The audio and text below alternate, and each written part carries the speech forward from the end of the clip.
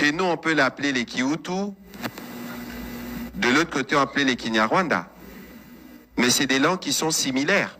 Ku ruhande rumwe bavuga igihutu, ku rundi ruhande bakavuga ikinyarwanda. Kandi izo ndimi iyo uzumvishe wumva zisa.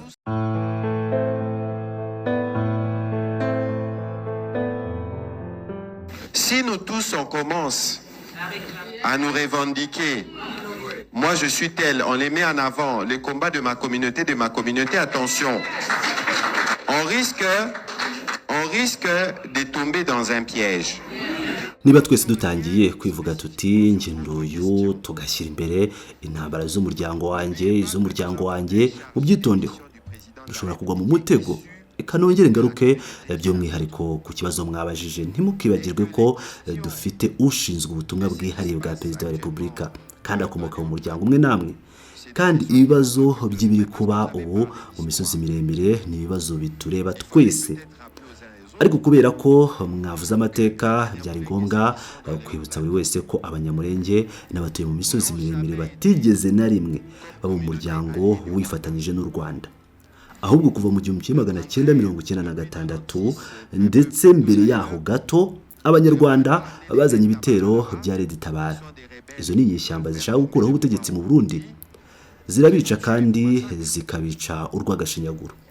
Kandi uyu munsi twebwe nka Repubulika Iharanira Demokarasi ya Kongo, mwibuke ko muri Nzeri 2019 Perezida wa Repubulika yabivugiye i Londres ko abanyamurenge ari abanyekongo. None rero nitugwe no mu yindi mitego, kuko iyo numvise bavuga abanyarwanda murabizi ko ibyo bibazo ari ibibazo bikomeye cyane kandi byoroshye gukomeretsa imitima y'abantu.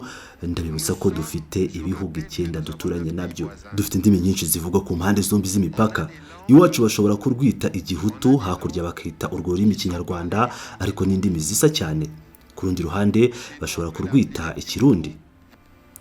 None rero niyo mpamvu muri iyi ntambara mbagira inama twese dusoma neza amateka yacu aho twavuye, kuko mu by'itegeko nshinga ntekereza ko havuga ko amoko cyangwa imiryango yagize muri Repubulika ya Demokarasi ya Kongo mu myaka y'1960 ifatwa nk'abanyekongo. Bityo rero ndabinginze, dukurikije icyerekezo cy'iterambere rikomeye dushaka ku gihugu cyacu, nimwige kwakirana no kwemera buri wese. Icya mbere nuko tugomba kwakirana. Icya kabiri by'umwihariko ku kibazo cy'abanyamurenge, umuntu wa mbere ubikoreraho ivangura ni Paul Kagame, kuko azi neza ko mu muryango wacu harimo ibintu byoroshye gukomeretsa imitima n'amarangamutima. Akinira kuri icyo kibazo. Iyo agikinishije abanyekongo bararakara, bamwe bakavuga bati nge ngiye kurinda abanyamurenge, abandi bati oya tugiye kwica runaka, nuko indi miryango ikabyivangamo bikabyara amacakubiri hagati yacu. Niyo mpamvu Perezida wa Repubulika ari urukuta rurwanya ivangura. Nge navutse ku mubyeyi w'umugore w'umuronde n'umubyeyi w'umugabo w'umunyekongo. Ese ngomba kongera kwibutsa ibyabaye mu myaka ya za 90? Ese byatugiriye akamaro cyangwa ntibyakatugiriye? None se ko cyitwe muri kinyejana cya 21 turi muri Canada, igihugu cyemera kugira abadepite b'abanyekongo babimukira ndetse babirabura, tugishaka kurebana dukurikije inkomoko zacu no gutekereza ko ari ikibazo kigomba kudutandukanya. Noneho reka ngaruke ku kibazo cya Bwana Mbanza. Umuryango wanyu ni umwe mu miryango yabaye mu bambere bahuye n'ingaruka mbi z'ibikorwa bya Perezida w'u Rwanda. Ubu mu bice byagaragayemo ubwicanyi kandi bukomeje kugaragara cyane cyane n'abahutu bari kwishyura igiciro kinini, kuko mu bushotoranyi bwe butagira ubushishozi FDLR igizwe ahanini n'abahutu bo mu Rwanda kandi barica batavanguye. Ariko uko ibibazo dufite byaba bimeze kose, cyangwa ibibazo by'imibanire hagati y'imiryango itandukanye, si intwaro zigomba kubikemura. Kandi twe dufite Perezida wa Repubulika wamaze kugaragaza mu magambo ye no mu bikorwa bye ko dushaka Kongo aho amoko yose n'imiryango yose bihurira hamwe kugira ngo twubake igihugu. Ubu murabizi nageze muri Canada ejo. Sinahageze nturutse iwacu gusa, kuko narindi i Geneve mu nama y'akanama k'uburenganzira bwa muntu. Nyakubahwa umuyobozi w'ikiganiro, mumbabarire ibi ni ibibazo bikomeye cyane. iyo ntaba mfitiye inama wenda nari kugumayo kuko twari dufite inama hamwe na minisitiri w'ububanyi n'amahanga, minisitiri w'ubutabera, minisitiri w'uburenganzira bwa muntu ndetse n'abakomiseri bashya bakuru b'umuryango w'abibumbye bashinzwe impunzi, kuko tuzi neza ko perezida w'u Rwanda nawe bafatanyije nawe bari kugerageza kwimura abaturage babajyana ahandi. Dufite amakuru abigaragaza kuko bazi ko bazagenda bagasiga bateye uburozi bw'amacakubiri, kuko bazi neza ko ibibazo by'ubutaka ari ibibazo byoroshye guteza amakimbirane. Twebwe ku rwego rwa guverinoma twamaze gufata ibyemezo. Ibikorwa byose bikorwa n'abo bantu ntibizemerwa kandi ntibizemerwa nk'ibyemewe n'amategeko. Kandi ntimukibeshye, ndabizeza ko nubwo byafata igihe ntimuzigere mutekereza ko ibice by'ubutaka byafashwe bizigira bihinduka iby'u Rwanda.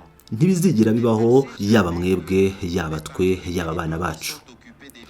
Kandi byongeye, nimusoma amatangazo yose y'ibihugu bigize umuryango mpuzamahanga n'imiryango mpuzamahanga itandukanye, ayo matangazo yose asoza asaba ko hubahirizwa ubusugire bw'ubutaka n'ubwigenge bwa Repubulika Iharanira Demokarasi ya Kongo.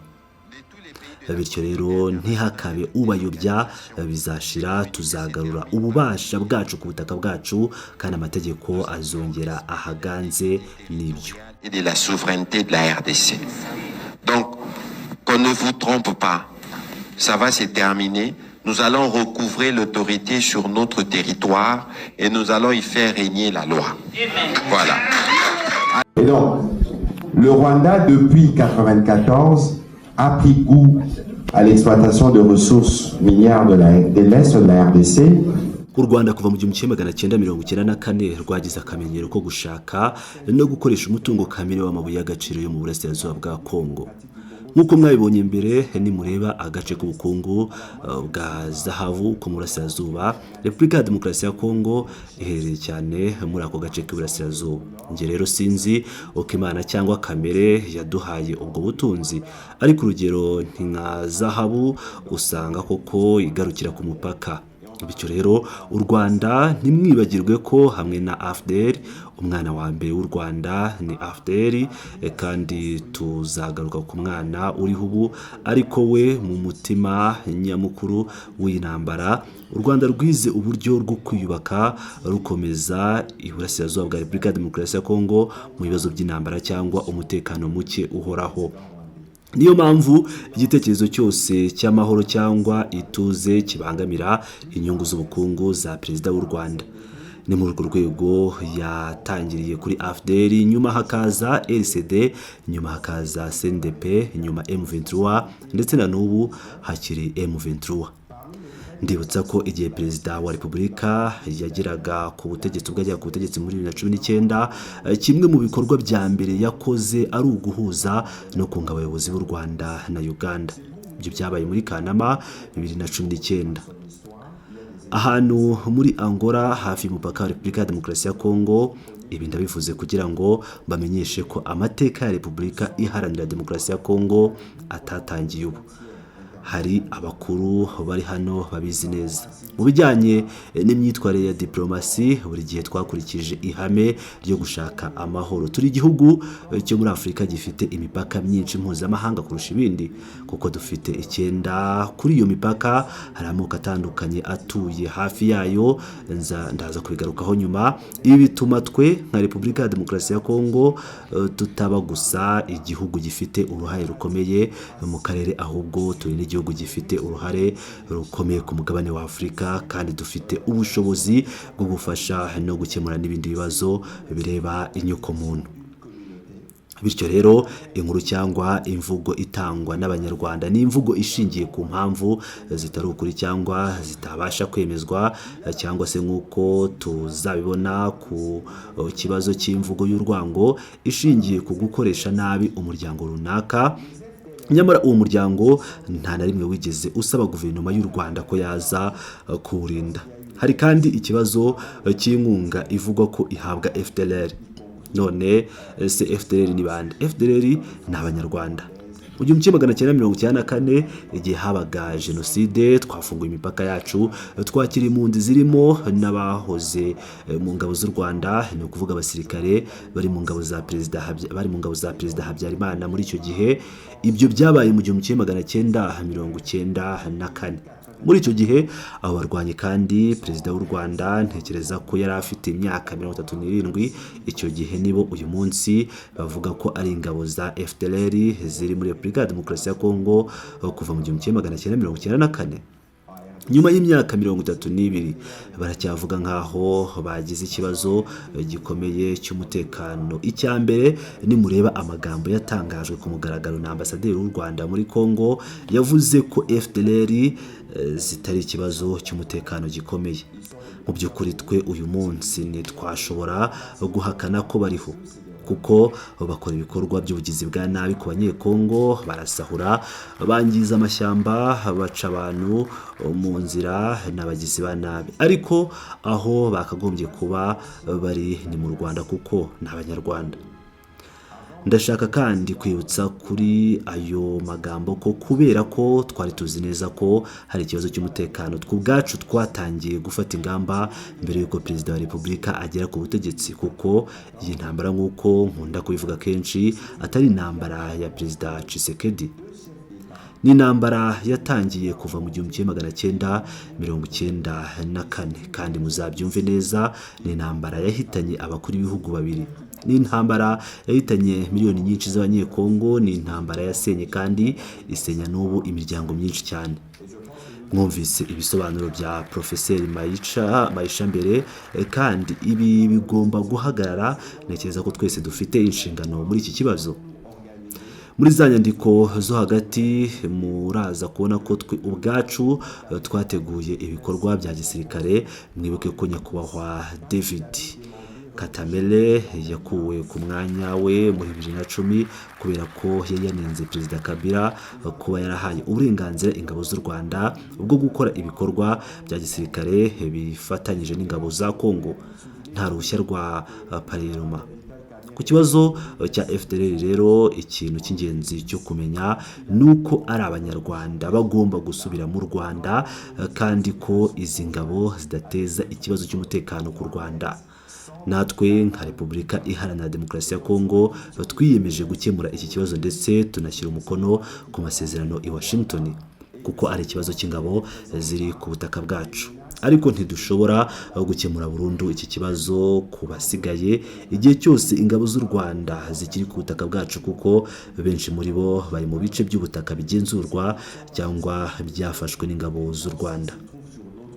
None se kuki tuvuga ko ari urwitwazo? Mwibuke impinduka zitandukanye zabaye mu Rwanda. Ntimwibagirwe ko amateka agaragaza ko mu 1997 hari umunyarwanda wayoboraga ingabo zacu, ni James Kabarebe, ubu wafatiwe ibihano na Leta Zunze Ubumwe za Amerika, kandi afatwa nk'uwateguye izi ntambara zisubiramo kenshi mu burasirazuba bwa Kongo. Ntimwibagirwe ko habayeho umutwe wa RCD wafashe bimwe mu bice bya Kivu mu gihe kirenze imyaka 3. Izo FDLR zari zihari icyo gihe, igihe perezida wa Repubulika yageraga ku butegetsi, kandi imibare irabigaragaza. Twakomeje gusubiza iwabo abo ba FDLR mu Rwanda, kuko n'Abanyarwanda, kandi si bose bashobora kurwana, kuko benshi muri bo bangana mu myaka na perezida Kagame, by'umwihariko abahungiye muri Kongo mu 1994. N'ubuhe bushobozi bafite bwo gukomeza kubaho imyaka 30 no kuba ikibazo cy'umutekano? Ubu rero mu nkuru z'ibinyoma zivugwa n'u Rwanda, uko imyaka ishira bavuga ibyo bita ingengabitekerezo ya jenoside, ariko bakwiye gusobanura neza icyo bashyira muri iyo ngengabitekerezo. Niba atari uburyo bwo gukomeza kwifashisha icyaha amahanga yumva ko yakoze cyo kudahagarika jenoside hakiri kare, kuko ikibazo cya jenoside cyaradutunguye cyane, kandi cyanatunguye umuryango mpuzamahanga. Niyo mpamvu habaho gukoresha buri gihe ikibazo cy'abatutsi cyangwa abanyamurenge mu nyungu za politike. Icyambere tugomba kubyumva neza twese, umutwe wa M23 nuhagarariye umuryango w'abanyamurenge. Ibyaha bikorwa na M23 ntibishobora gushinjwa umuryango w'abanyamurenge muri rusange, kuko umuryango w'abanyamurenge muri Repubulika ya Demokarasi ya Kongo kimwe n'abandi batutsi aribo ba mbere bahura n'ingaruka mbi zikorwa ryo kubahuza cyangwa kubitiranya n'u Rwanda. Pas imputable aux membres de cette communauté-là.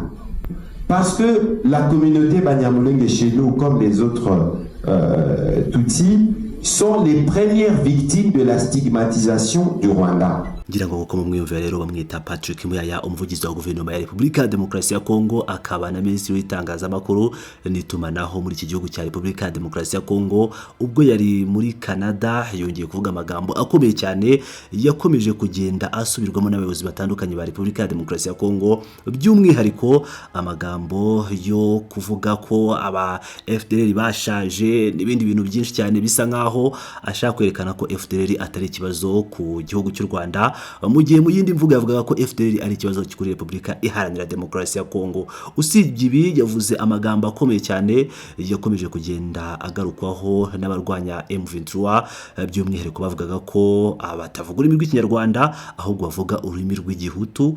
Ni ibintu byakomeje kugenda bivugwa, bamwe bakavuga ko ari abanyemera atari abanyamurenge, ariko ibi ni ibintu byongeye gusubirwamo na Patrick Muyaya, umuyobozi wo ku rwego rwo hejuru rwa Repubulika ya Demokarasi ya Kongo. Ati bamwe bavuga Igihutu abandi bakavuga Ikinyarwanda, ati hari abavuga Ikirundi kandi n'indimi ngo zijya gusa. Ni ibintu biteye ubwoba bivuzwe na Patrick Muyaya. Ndabashimiye cyane inshuti bakunzi ba Pilot News TV, mukomeze mwane nanjye mukanda subscribe.